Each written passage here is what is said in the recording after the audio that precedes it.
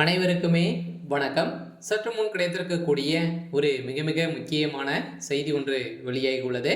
சற்று முன் பொன்முடி கதை முடிந்தது, 7 ஆண்டு சிறை தண்டனை, நீதிமன்றம் இறுதி தீர்ப்பு, இது மாதிரி பார்த்தீங்கன்னா செய்திகள் வெளியாயிருக்கு. ஸோ ஏற்கனவே அமைச்சர் பொன்முடி அவர்கள் பார்த்தீங்கன்னா திமுகவுடைய ஒரு முக்கிய புள்ளியாக தான் இருக்காரு. திமுகவுடைய ஒரு மூத்த அமைச்சராகவும் அனுபவம் வாய்ந்த ஒரு அமைச்சராக தான் இருக்கார் இல்லையா. ஸோ இவர் பார்த்தீங்கன்னா கலைஞர் காலத்திலருந்தே இவர் இருக்காரு. இப்போ பார்த்தீங்கன்னா அவருக்கு வயதும் ஆயிடுச்சு. இருந்தாலும் பார்த்தீங்கன்னா அவர் செய்த மெகா ஊழலின் அடிப்படையில் இப்போ அவருடைய வழக்கல் ஏற்கனவே நிலுவையில் இருக்கு. இந்த வழக்கின் அடிப்படையில் 2024 பார்த்தீங்கன்னா இவருக்கு நீதிமன்றம் ஒரு தீர்ப்பு வழங்கியிருந்தாங்க இல்லையா. ஸோ இவருக்கு 7 ஆண்டு சிறை தண்டனை வழங்கின இவருக்கும் இவருடைய மனைவிக்கும் வழங்கியிருந்தாங்க. இவருடைய உடல்நிலை காரணத்தை காட்டி பார்த்தீங்கன்னா இவங்க தப்பித்திருந்த நிலையில் தான் இப்போ அதிரடியாக இந்த வழக்கை விசாரணைக்கு எடுத்திருக்கக்கூடிய நிலையில் தான் அமைச்சர் பொன்முடி அதிரடியாக இப்போ கைது செய்யப்பட்டிருக்காரு. அவனுடைய மனைவியும் கைது செய்யப்பட்டிருக்காங்க. இதை பற்றி இந்த வீடியோவில் பார்க்கலாம். அதுக்கு முன்னாடி நம்ம சேனலுக்கு இப்போ தான் நீங்கள் முதல் முறையாக வந்திருக்கீங்க அப்படின்னா மறக்காமல் நம்மளுடைய சேனலை சப்ஸ்கிரைப் பண்ணி சப்போர்ட் பண்ணுங்கள். வாங்க வீடியோக்குள்ளே போகலாம். பார்த்தீங்கன்னா அமைச்சர் பொன்முடி அவர்கள் பார்த்தீங்கன்னா ஏற்கனவே சம்மன் குவாரி வழக்கிலும் ஊழல் வழக்கிலும் பார்த்தீங்கன்னா நிறைய வழக்கில் சிக்கியிருந்தார்.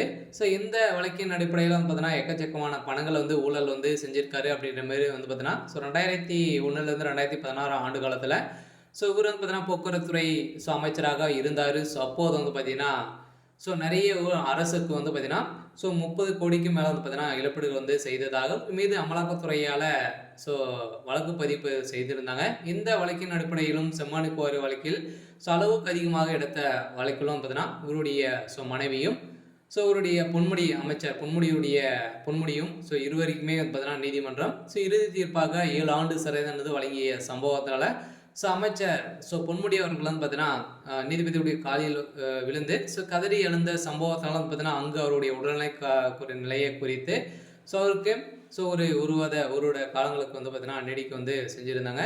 இந்த வழக்கை இப்போ வருகின்ற 17ஆம் தேதி விசாரணைக்கு எடுத்திருக்கக்கூடிய நிலையில் தான் இப்போ அமைச்சர் பொன்முடியுடைய கதை ஒட்டுமொத்தமாக முடிய போகுது.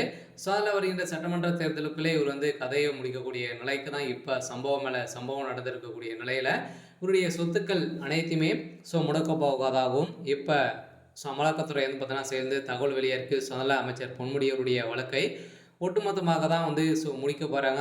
இவருக்கு மீண்டும் ஏற்கனவே வழங்கப்பட்ட சிறை தண்டனை பார்த்தீங்கன்னா இப்போ அமலுக்கு வந்திருக்கு. கூடிய விரைவில் கைது செய்யப்படுறாரு. திமுகவுக்கு ஒரு மிகப்பெரிய இழப்பாக தான் இருக்க போகுது.